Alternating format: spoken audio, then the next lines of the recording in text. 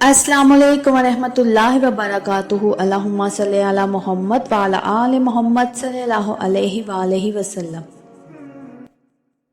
मेरे प्यारे सुनने वालों, ये वाक़या आज जो मैं आपके साथ शेयर करने वाली हूँ उन रूहों के लिए है जो थकन, गुर्बत और आजमाइशों के बोझ तले दबे हैं, मगर फिर भी दरूद पाक को अपनी उम्मीद का सहारा बनाए हुए हैं।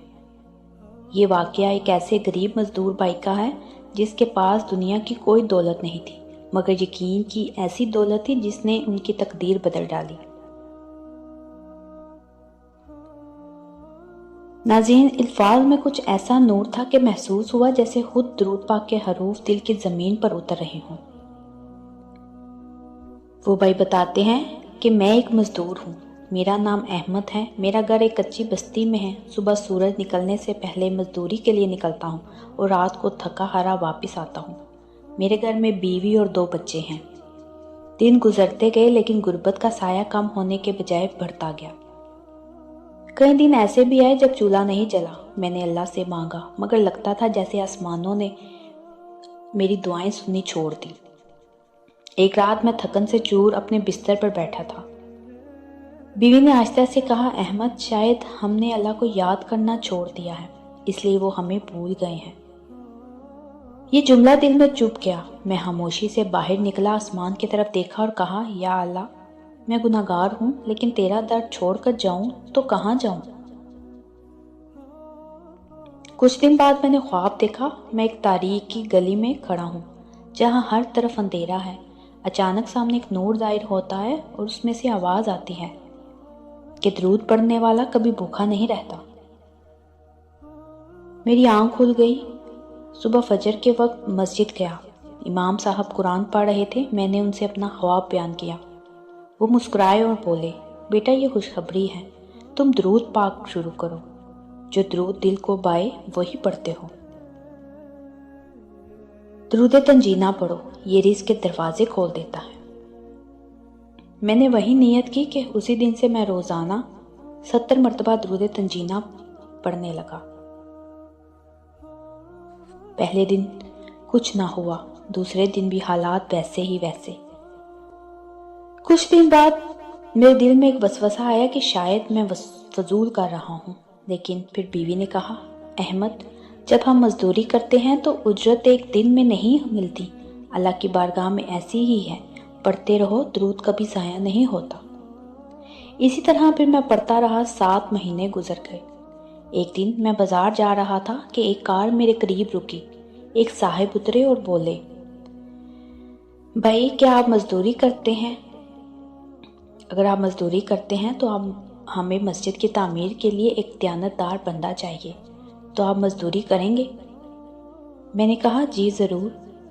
मैंने उस मस्जिद की तामीर में दिन रात काम किया और अपना साथ साथ वजीफ़ा भी जारी रखा।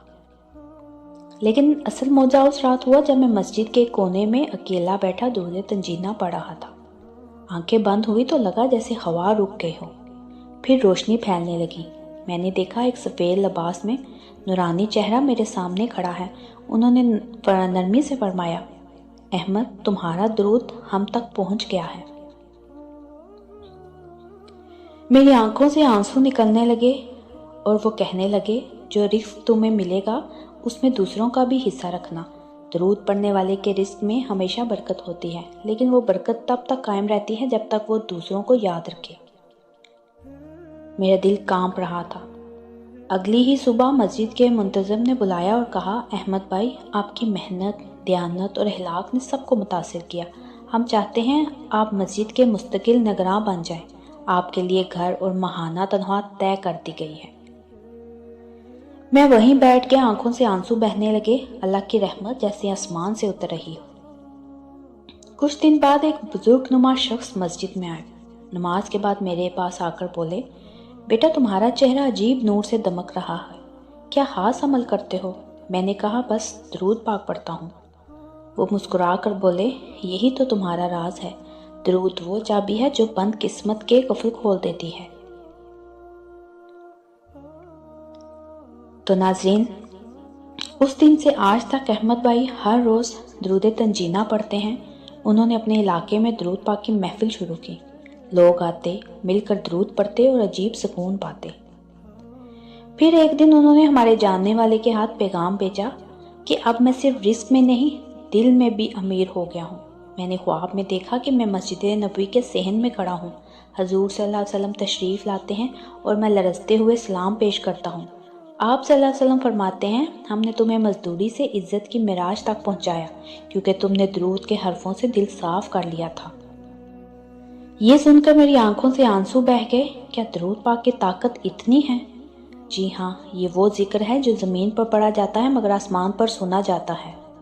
अहमद भाई का किस्सा सुनकर समझ आता है कि दरूद पढ़ने वाला कभी तन्हा नहीं रहता, उसके रिस्क, इज्जत और ज़िंदगी में एक नूर शामिल हो जाता है। तो मेरे प्यारे अजीज़ों, अगर आप भी किसी तंगदस्ती में हो, अगर आपके घर में महरूमी बसी हो, तो दरूद शरीफ पढ़ो। दरूद पढ़ने वालों पर रहमत की बारिश होती है। और याद रखो, दरूद सिर्फ अल्फाज नहीं, ये दिल का सदका है। तो आज से नियत करें कि रोज़ाना कम से कम आप 100 मरतबा दरूद पाक पढ़ा करेंगे। फिर देखिएगा अल्लाह कैसे आपकी तकदीर बदलता है। काश हम सब अहमद भाई की तरह दरूद पाक को अपनी ज़िंदगी का मरकज़ बना लें, क्योंकि सच यही है कि दरूद पाक गुर्बत को इज़्ज़त और थकन को सुकून में बदल देता है। तो नाज़रीन, अगर आपको मेरी ये कहानी, मेरे ये अल्फाज दिल से लगे हों तो मेरे चैनल के साथ जुड़े रहिए। मेरे चैनल को सब्सक्राइब करें, लाइक करें, शेयर करें। मुझे कमेंट्स में ज़रूर बताइएगा कि कौन कौन दरूद पाक पढ़ता है, और कमेंट्स में दरूद पाक लिखना मत भूलिएगा। एक नए मुशाहिदे के साथ दोबारा हाज़िर होंगी। जज़ाकल्लाह।